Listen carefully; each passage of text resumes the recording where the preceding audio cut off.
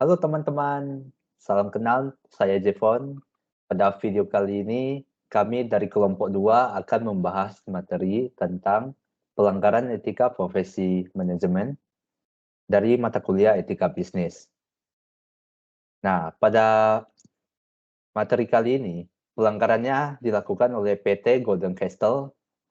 Dan sebelum memulai video ini, saya akan memperkenalkan terlebih dahulu teman-teman saya yang dimulai dari Angel, dan ada Bransley, ada Johansson, Leonardi, Sharon, dan juga Stephen. Nah, pembahasan pertama itu pemicu umum konflik. PT Golden Castle itu merupakan perusahaan yang bergerak di bidang tekstil, yang lebih tepatnya di bidang produksi dan pengelolaan pakaian jadi. Nah, dalam masalah ini ada dua hal yang diyakini sebagai pemicu umum sebuah konflik. Yang pertama yaitu konflik yang timbul akibat lingkungan yang kurang mendukung atau kondusif di suatu perusahaan yang kemudian dapat mempengaruhi emosi seseorang. Yang pertama ini bisa kita ambil seperti saat kondisi di mana lampu kantor yang agak redup atau mungkin kantor yang agak gerah, suasananya yang agak panas, jadi membuat produktivitas karyawan itu menurun dan mempengaruhi mood mereka. Nah, saat mood itu terpengaruh, pasti ada sebuah rasa yang tidak nyaman. Di saat yang tidak nyaman itu, jika kita menerima sebuah informasi maupun sebuah hal yang bisa memicu kita sampai kesal atau membawa kita sampai marah, nah itulah yang diyakini sebagai salah satu pemicu dari konflik ini. Nah, yang kedua itu adalah permasalahan dalam lingkungan kerja dan juga dapat terjadi antar karyawan seperti tidak senang akibat kritikan atau atasan yang bertindak seenaknya dan dapat berkaitan dengan masalah di luar perusahaan atau masalah pribadi. Nah, pada poin kedua ini, biasanya itu pasti sebagai manusia kita udah tahu selalu ada perselisihan kecil dari masalah-masalah sepele, dan juga kadang sebagai pekerja kita juga tidak suka dengan atasan yang kerjanya tidak sesuai dengan kinerja kita juga atau prinsip kita. Nah, selain dari hal ini, ada juga seperti masalah pribadi yang kadang kita tidak bisa kendalikan dan membawanya sampai ke tempat kerja kita. Nah, hal-hal ini diyakini sebagai pemicu umum dari konflik yang ada dari PT Golden Castle ini. Penyebab konflik ini disebabkan oleh ada miscommunication antara perusahaan dan karyawan.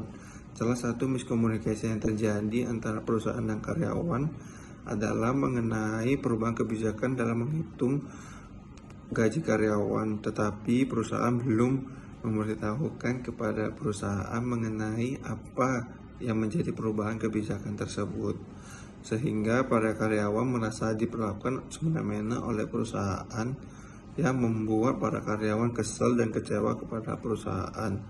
Dengan ada perubahan kebijakan tersebut, maka para karyawan menjadi melakukan aksi demo kepada perusahaan dan berujung menjadi PHK besar-besaran kepada para karyawan yang dilakukan oleh perusahaan.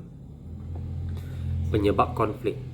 Berdasarkan sumber lain, konflik ini dipicu oleh kekuasaan seseorang dalam perusahaan yang cenderung terlalu semena-mena dalam mengendalikan para bawahannya, sehingga kerjasama antara atasan dan bawahan di dalam suatu tim menjadi tidak efektif. Maka dari itu, fenomena tersebut dapat menurunkan tingkat dan frekuensi terjalinnya komunikasi antara kedua belah pihak di dalam sebuah perusahaan terkait. Konflik dalam lingkungan kerja sudah menjadi hal yang biasa, dari perbedaan pendapat hingga perbedaan karakter. Masalah bisa muncul dari mana saja. Bisa dari pribadi seseorang, bisa dari kinerja, dan lingkungan. Maka karena itu dibutuhkan aturan yang tegas untuk membentuk budaya yang baik. Dalam lingkungan kerja, konflik antar individu sering disebabkan oleh kurangnya komunikasi yang efektif. Ya, kita tahu komunikasi itu sesuatu yang sangat berpengaruh terhadap kehidupan kita, di mana kita salah bicara saja pasti akan melukai perasaan orang lain dan dapat menimbulkan konflik yang besar. Maka dari itu manajemen perlu memahami cara mengatasi konflik dan meminimalisir dampaknya. Beberapa cara yang dapat dilakukan adalah mendorong komunikasi dua arah. Di mana komunikasi dua arah ini maksudnya atasan dan bawahan harus memiliki komunikasi yang baik. Atasan bukan hanya sekadar memerintah bawahannya saja, tetapi atasan dapat menjadi leader. Kita bilang leader ada pemimpin. Dia dapat memberikan contoh kepada bawahannya, bukan hanya memerintah saja. Sehingga bawahan pasti akan merasa segan dan akan menghormati atasannya itu. Yang kedua, dapat dengan memberikan pelatihan. Pelatihan ini, atasan harus memberikan pelatihan yang bagus kepada bawahannya dan menekankan aturan-aturan dari perusahaan tersebut sehingga bawahan akan menghormati aturan tersebut dan akan menjalankan aturan tersebut sehingga perusahaan dapat berjalan dengan baik dan akan semakin maju untuk kedepannya. Yang ketiga, dapat dengan menciptakan lingkungan kondusif. Ya, lingkungan kondusif ini dapat tercipta dengan komunikasi dua arah yang baik. Komunikasi yang baik antara atasan dan bawahan, sehingga kedepannya atasan dapat meminimalisir, bukan menghilangkan, tetapi meminimalisir konflik yang akan timbul kedepannya. Terima kasih. Selanjutnya kesimpulan. Kesimpulan dari kasus PT Golden Castle merupakan contoh nyata mengenai pentingnya keadilan dan kepatuhan terhadap hukum dalam dunia bisnis. Praktik ilegal yang telah dilakukan PT Golden Castle telah merugikan banyak pihak dan mempengaruhi kredibilitas perusahaan. Oleh karenanya, penting bagi setiap individu dan perusahaan untuk beroperasi dengan jujur dan bertanggung jawab. Komunikasi bisnis di PT Golden Castle ini memiliki peran penting dalam menjaga keberlanjutan perusahaan dan juga membangun hubungan yang baik dengan karyawan, konsumen, serta mitra bisnis. Dalam menghadapi beberapa kekurangan, penting ya untuk terus melakukan evaluasi dan perbaikan dalam komunikasi bisnis untuk mencapai kepuasan dan keberhasilan yang lebih baik. Dalam bisnis, juga diperlukan pengembangan keterampilan komunikasi bisnis dan mendorong komunikasi yang efektif di PT Golden Castle. Seharusnya, dalam contoh kasus PT Golden Castle, atasan harus bisa mengetahui keinginan para karyawannya. Atasan juga harus sering berkomunikasi langsung dengan para karyawannya sehingga tidak terjadi miskomunikasi. Dengan begitu, atasan dapat mengetahui bagaimana sifat dan keinginan para karyawannya. Dalam mengubah kebijakan mengenai perhitungan gaji atau upah kerja, karyawan seharusnya ikut dibicarakan dengan para karyawan karena perubahan kebijakan dalam suatu perusahaan, apalagi menyangkut dengan gaji, harus segera diberitahukan kepada pihak yang bersangkutan, termasuk di dalamnya para karyawan. Selanjutnya, pada slide 8, meningkatkan komunikasi antar karyawan, terutama atasan dengan bawahan. Komunikasi dengan karyawan yang efektif tentu saja akan menciptakan koordinasi yang baik. Dan dengan koordinasi yang baik itu pula, perusahaan akan meningkatkan produktivitasnya. Karena koordinasi yang baik serta pembagian kerja yang jelas membuat pekerjaan akan selesai lebih cepat, maka produktivitas perusahaan pun juga meningkat. Tugas karyawan yang saling berhubungan membuat kita harus berkomunikasi satu sama lain, agar tujuan perusahaan dapat dicapai dengan baik. Komunikasi terbuka dapat membantu meningkatkan produktivitas dan partisipasi dari karyawan.